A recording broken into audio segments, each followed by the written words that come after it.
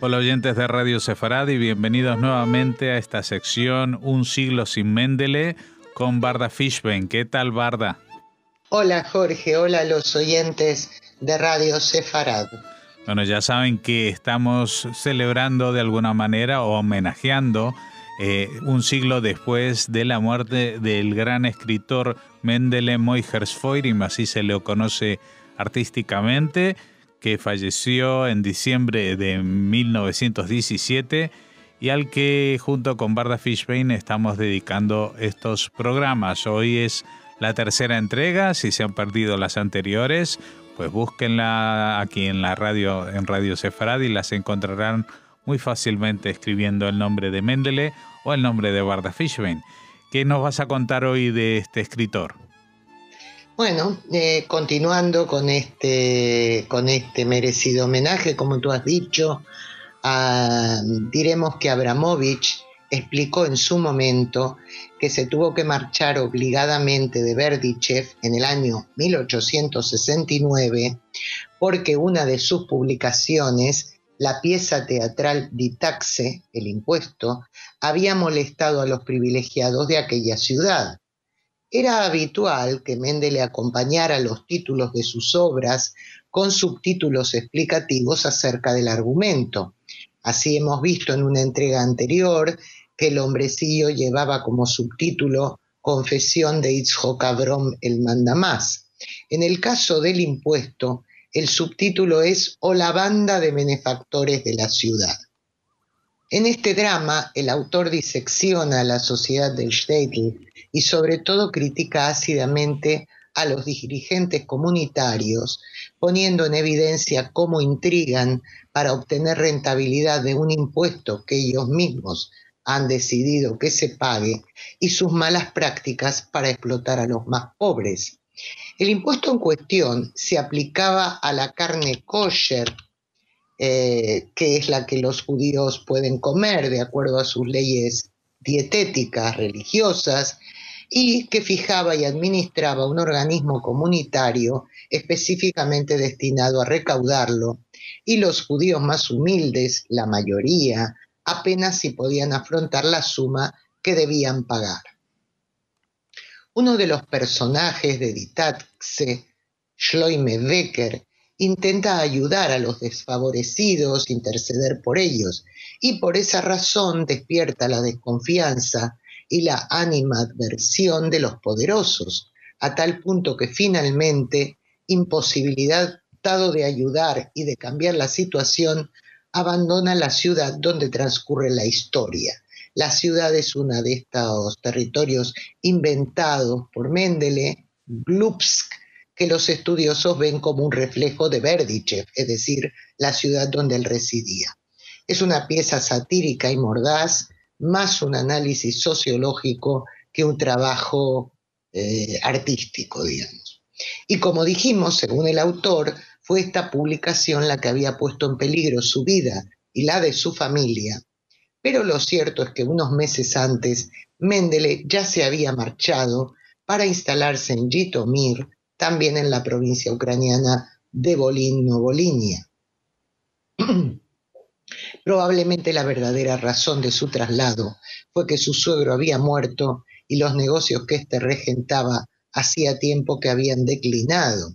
Y Mendele y su mujer y su familia estuvieron siempre a la sombra de esto, y por eso él se podía dedicar a escribir de lo que le rentaba poco. De manera que a los 33 años de edad, Abramovich debía buscar un trabajo para mantener a su familia. En ese momento de su vida, su principal interés se trasladó al devenir histórico del pueblo judío, analizó el antisemitismo como un factor que seguía muy presente incluso en la Europa moderna, la que era moderna en sus días, y cómo había ido cambiando el antisemitismo y adaptándose desde el primitivo antisemitismo religioso del medievo hasta la época de finales del siglo XIX y principios del XX. Esta idea se reflejó en creaciones de Mendele como Die Kleache, La yegua, el poema Judel y otros escritos posteriores relacionados con la identidad judía. Si pensamos en una yegua, casi automáticamente nos viene a la mente la idea del yugo y de dar vueltas incesantemente a una noria. En este caso, es la situación del pueblo judío en Rusia lo que se compara a la suerte de una extenuada yegua. El animal representa al judío pasivo y resignado, renuente a combatir a su opresor y a mejorar sus condiciones de vida. El opresor es evidentemente el régimen zarista. El protagonista de la yegua, Isrolik, en este caso el subtítulo de la novela es O la compasión, un relato que se extravió entre los manuscritos de Isrolik Dermeshugener, el loco. Este hombre es un pedagogo de ideas racionalistas y tal como lo haría un masquil, un seguidor del iluminismo, le plantea a la yegua que la mejor manera de superar sus desgraciadas condiciones de vida es a través de la educación. Pero el animal está escaldado por su larguísima historia de afrentas y persecuciones, de modo que no cree que esa sea la solución para resolver su desamparo y que no hay en general una solución. Al tener una relación cada vez más cercana con su presunto mentor, la bestia lanza un interrogante clave. ¿Es posible que un ser hambriento y asediado se supere educándose a sí mismo? Y se responde con un rotundo no. La frase es: no es posible bailar sin haber comido antes. De manera que al final el culto Isrolik acaba siendo el discípulo de la yegua ignorante. Esta novela ha sido comparada por algunos críticos y estudiosos de la obra de Mendele con Cándido de Voltaire o con Los viajes de Gulliver de Jonathan Swift. La década siguiente fue muy complicada para él. Al cabo de un breve tiempo de estudios recibió la smijá, es decir, el nombramiento oficial como rabino en Shitomir, aunque no consiguió emplearse en ninguna comunidad, ya que su discurso liberal no terminaba de agradar a los dirigentes comunitarios y tenía dificultades económicas importantes, pero fue por esa época en que alcanzó madurez como autor. Muy exitosa fue la publicación de Kitzer Maises Binyomin Ashlishi, Los breves viajes de Benjamín III, una parodia de Don Quijote de la Mancha de Cervantes, solo que en lugar de un noble caballero cuya quimera es combatir a los villanos y a la injusticia, Binyomin es un simulacro de héroe que desea embarcarse en aventuras también quiméricas, pero en su caso va en busca de Tierra Santa. Sin embargo, la trama desvela que tiene un desconocimiento absoluto de la geografía y del mundo moderno.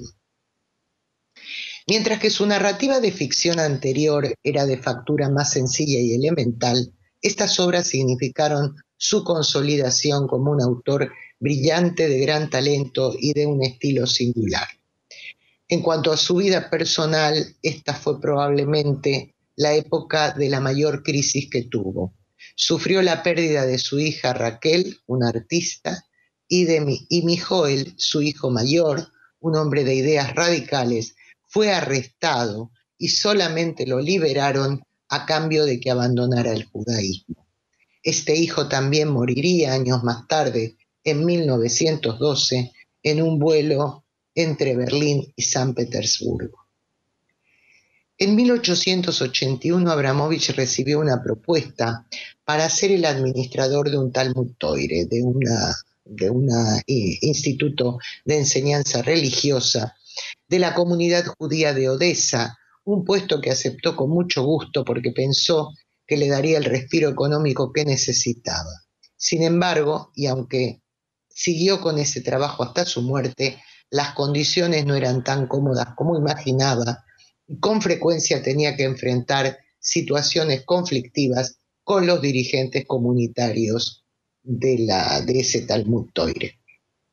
Por aquel entonces, y eso también fue un foco de atracción, la ciudad era un importantísimo centro cultural y allí residían destacados intelectuales, se desarrollaban interesantes proyectos culturales y comenzaban a extenderse los primeros movimientos sionistas, aún en sus albores, aunque Mendele nunca adhirió claramente al sionismo.